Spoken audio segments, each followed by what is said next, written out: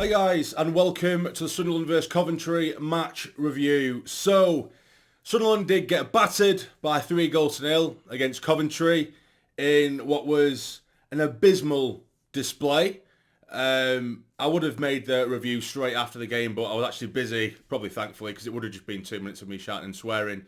And this probably isn't going to be far off, but I'm just feeling a bit dejected and exhausted now with it, to be honest with you.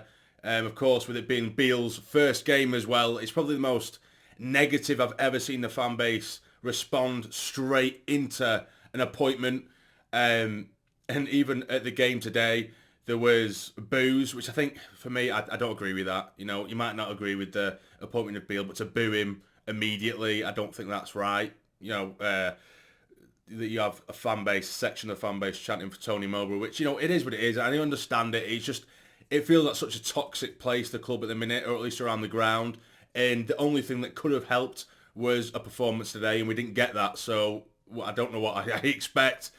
You know, first off, you know, pretty much relatively unchanged. Job starts still, but Abdullah Bar still somehow gets himself on the starting 11. How the hell that lad, after the string of god-awful displays and constantly showing that he is not fit to play at this level. You know, I think he's played 2 good games in the entirety of his Sunderland career, and his worst few games have been the last few games, yet he's still finding himself in the starting 11. The other lads must be thinking to themselves, what the fuck do I need to do to get an appearance here? Because anything must be better on the training pitch than what Abdullah Bar is providing on a sort of a match day basis at the moment, because he's been absolutely horrific. But either way, we go into the game, and I think relatively speaking, the first 40-odd minutes, I think we had the better of the play in terms of, you know, possession, which, again, I'm boring myself because we're getting plenty of possession, making loads of half chances. One in particular, you know, I think Jack Clark cuts in from left to right as he does, pings one towards goal, the keeper parries it out, and of course, Abdullah Bar, he's got the goal at his mercy. He's about 7 or 8 yards out, on the bounce,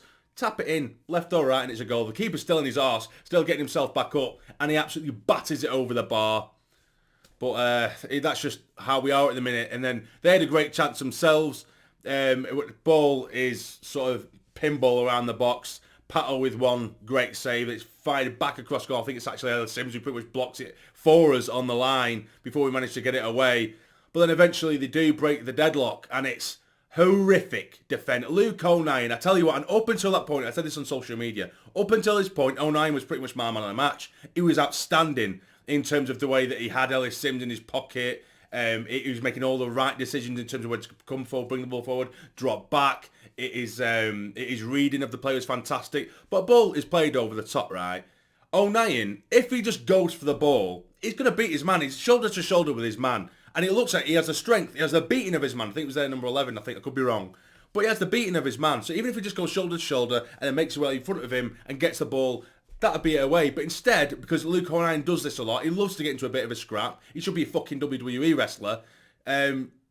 Rather than focusing on the ball, he focuses on the man. The ball's there just for him to go get it. Instead, he takes his eye off the ball completely, just goes for his man, drags him to the ground. Of course, the referee plays on, because what he's then done is allow the ball to run through to the other bloke who's just behind him, who can break forward, and don't get me wrong, they still have a bit to do, but all this chance has been conceded because of Luke O'Nien's stupidity, yet again. They bring it down the left-hand side, they work it into the box before it's a little bit unlucky. But their lad, forget his name, it escapes me now, is going for the shot of the back post after it's pulled back to him. I think it hits Hume, then back it up against the man, and then back in, it basically fumbles its way into the back of the net.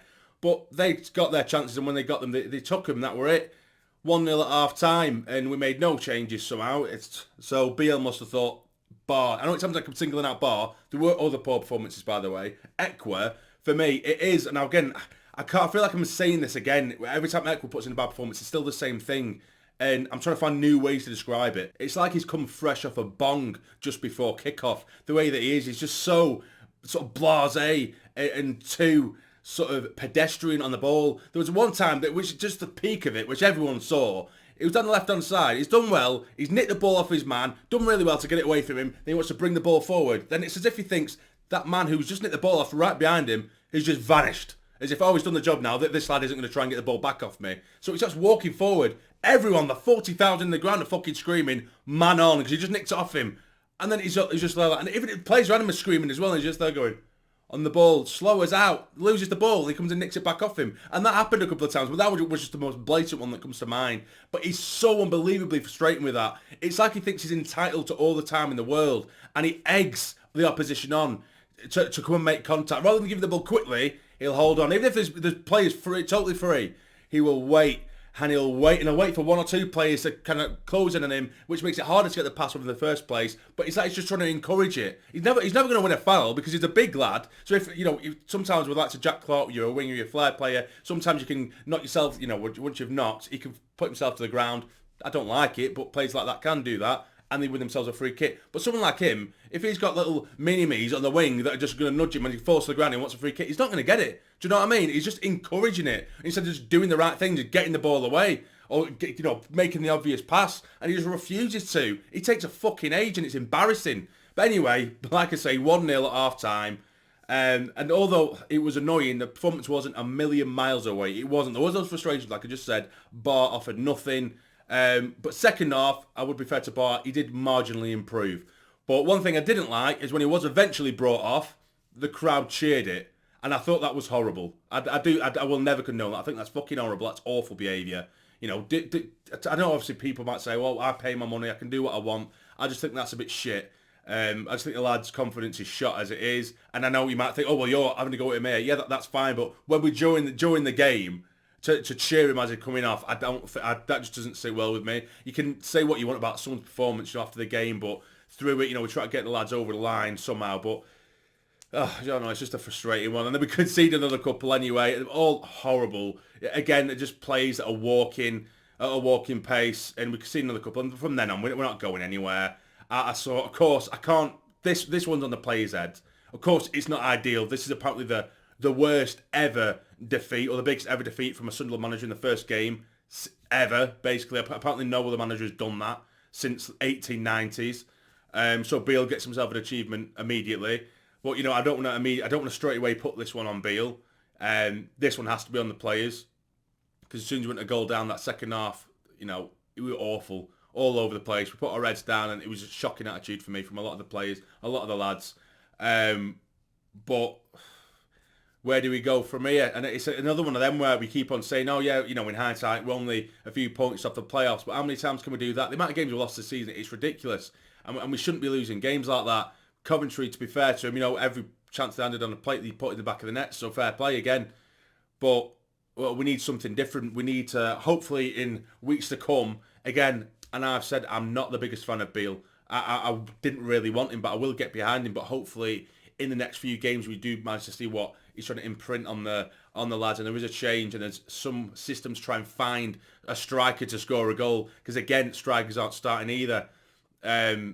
But the big thing for me, Huggins, of all this shit show that it was, Huggins, it's a horrible, horrible injury, and it looks like it's going to be a season ender for a lad who has really come on leaps and bounds. He's he's had horrible injury record as it is now, Huggins. Now it looks like the way he's landed it looked mangled. It wasn't nice at all. I'm hoping it isn't as bad as it looked, but apparently it could easily be a season ender, this one. And he's been absolutely outstanding, most improved player, one of the most improved, and he's been excellent this season. So all the best to him. But it's another defeat. It's another defeat to the catalogue. Again, all I can say is try and remain somewhat positive. I know I've been very drone and miserable, but that's just what you get after a 3-0 defeat, innit, and a display like that.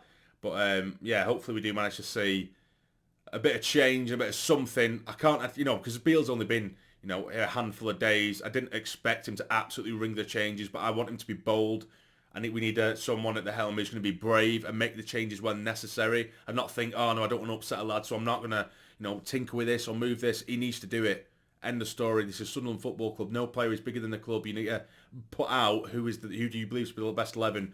Yeah, maybe be a bit experimental, but be brave and bold like Dodds was. Dodds changed it up like against Leeds. The lineup we looked at, a lot of us raised our eyebrows or raised an eyebrow in, and it was a phenomenal performance, and it was a different system. I don't want him to get into the same ways as Tony Mowbray was becoming.